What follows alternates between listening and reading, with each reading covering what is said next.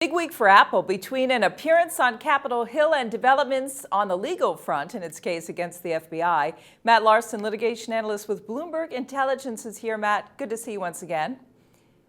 Thanks for having me. We saw this week several prominent tech companies file court briefings in support of Apple, everyone from Microsoft to Google to Twitter to LinkedIn to a whole lot more. What do you make of all these third-party court filings?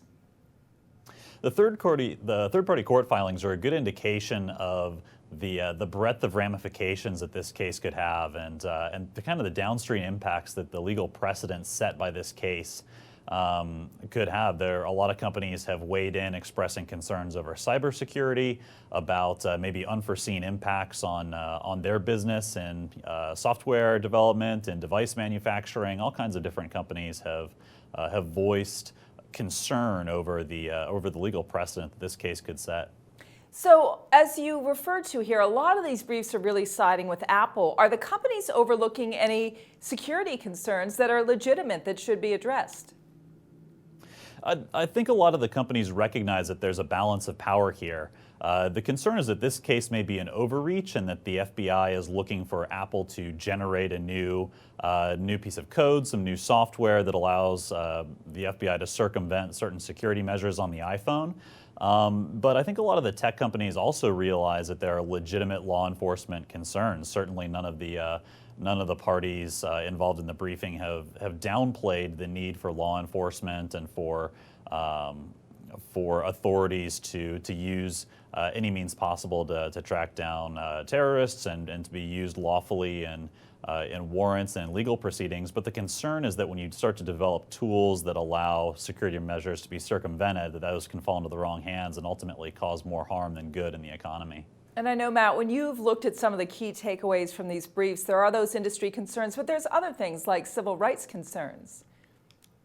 Certainly, and you're seeing some more of the civil rights organizations. The ACLU has weighed in. There are other organizations that have expressed concern, not just for the downstream industry impacts, but also constitutional issues. There are free speech implications. There are some due process issues about whether or not the government can compel certain actions without processes in place. And so a lot of these concerns also raise the issue of whether or not the best place to sort this out is on a case-by-case basis in litigation, like we're seeing between Apple and the government now, or whether Congress should step in and maybe hash out some of these issues in legislation. Well, let's go to Capitol Hill, actually, because Apple was there this week and the general counsel went before some members of Congress. Based on what you heard and the points he was making and the response he got, do you think that will change Apple's course at all as it proceeds through the courts? In this litigation, I don't think so. I think that Apple has developed a pretty cohesive legal strategy across both its lobbying efforts and its court actions. The right hand is speaking to the left, and they have a pretty standard position when it comes to these types of issues. I think that the lawmakers are starting to see that a lot of the tech industry isn't happy with the way that this case has been pursued against Apple, and that there may be need for guidance from Congress. You started to see in some of the questioning of the FBI during the hearing as well that congressmen are expressing skepticism over the way that warrants and some of these new technologies are being executed. And Matt, quickly, back to the court briefings just for a moment. How much weight will the court give to all those filings it's received this week?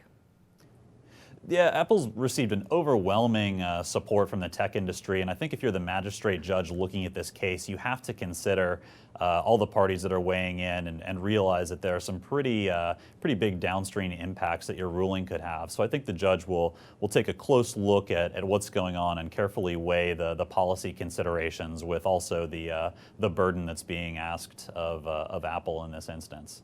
Matt Larson, litigation analyst with Bloomberg Intelligence. Thanks, Matt. Thank you. I'm Rhonda Schaffler for The Street.